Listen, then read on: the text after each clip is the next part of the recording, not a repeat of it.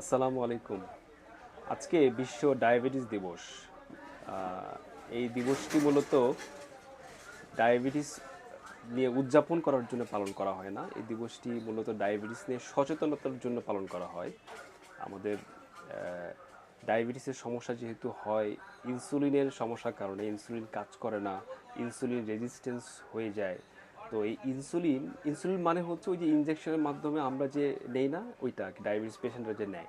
তো এই ইনসুলিন আবিষ্কার করেছিল স্যার বেন্টিং নামে একজন, ফ্রেডেরিক বেন্টিং। তো তার জন্মদিন হচ্ছে আজকে, মানে 14 নভেম্বর।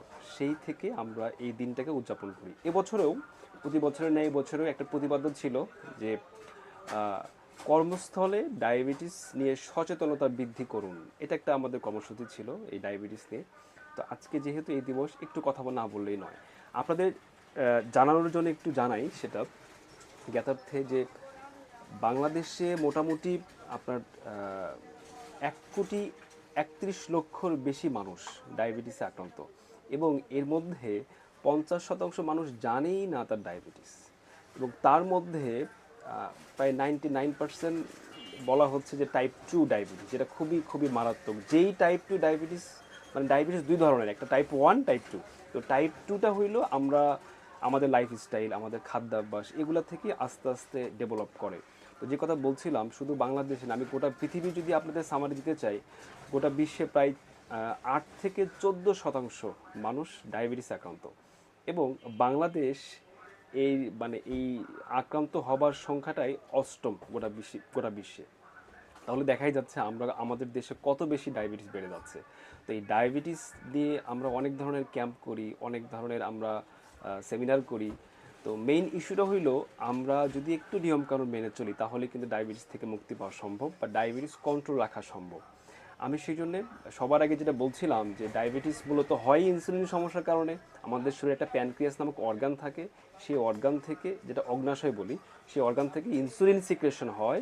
সেই ইনসুলিন আমাদের এই সুগারটাকে, রক্তের মধ্যে যে সুগার থাকে সেটাকে ব্যালেন্স তৈরি করে।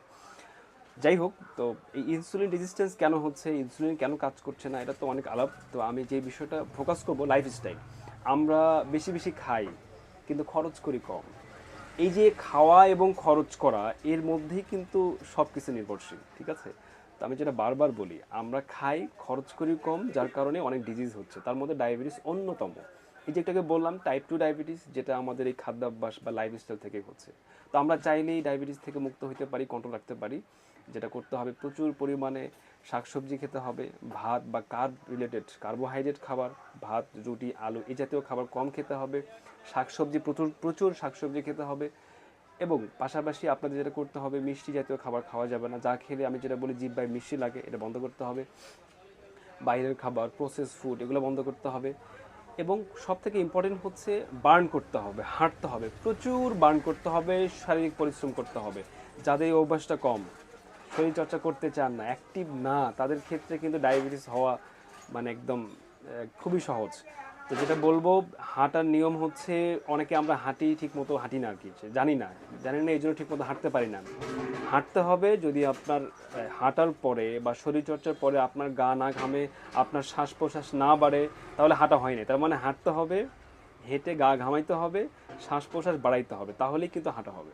ঠিক আছে? তো শেষ একটা কথা বলে আমি আমার ভিডিও শেষ করব, সেটা হচ্ছে যে আমরা যদি একটু নিজে সতর্ক থাকি, আমাদের ফ্যামিলি সবার এখন দেখি ডায়াবেটিস, ডায়াবেটিস সবার সবার ফ্যামিলিতে। যদি আমরা খাবারটা কন্ট্রোল করি, মানে যে পরিমাণ এনার্জি আমার খরচ হয় ওই পরিমাণ খাবার যদি আমরা নেই, পাশাপাশি আমরা একটু বার্ন করার চেষ্টা করি, রেগুলার হাঁটাচলা করার চেষ্টা করি, একটু পরিশ্রম করার চেষ্টা করি, তাহলে দেখবেন ডায়াবেটিস এর মতো, ডায়াবেটিস ছাড়াও আরও কিছু রোগ, বিশেষ করে ধরেন ফ্যাটি লিভার, রক্তে কোলেস্ট্রল বেড়ে যাওয়া, হার্টের সমস্যা, তারপরে কিডনিতে ইস্যুস, এই যে ক্রনিক যেসব ডিজিজ আছে, এগুলা কিন্তু খুবই খুবই মারাত্মক আকার এখন আমাদের সমাজে বিরাজ করছে। তো শেষ বলবো এটাই, যেহেতু এবারের প্রতিবদ্ধ বিষয় ছিল আমাদের কর্মস্থলে আমাদের ডায়াবেটিস বিষয়ে সচেতনতা বৃদ্ধি করার। আমি সহ আমরা সবাই চেষ্টা করব, আমরা যেখানে যেখানে যারা কাজ করছি সবাইকে, কাজের পাশাপাশি আমরা যারা বিশেষ করে টেবিল ওয়ার্ক করি, তারা যেন একটু হাঁটাচলা করি, একটু অফিস পরে, অফিসের আগে, সকালে, যখন সময় পাবো, খালি পেটে চেষ্টা করবো একটু হাঁটার, একটু পরিশ্রম করার। তো সেই আহ্বান রেখে আজকের মতো বিদায় নিচ্ছি। ভালো থাকবেন, সুস্থ থাকবেন। আসসালামু আলাইকুম রহমতুল্লাহ।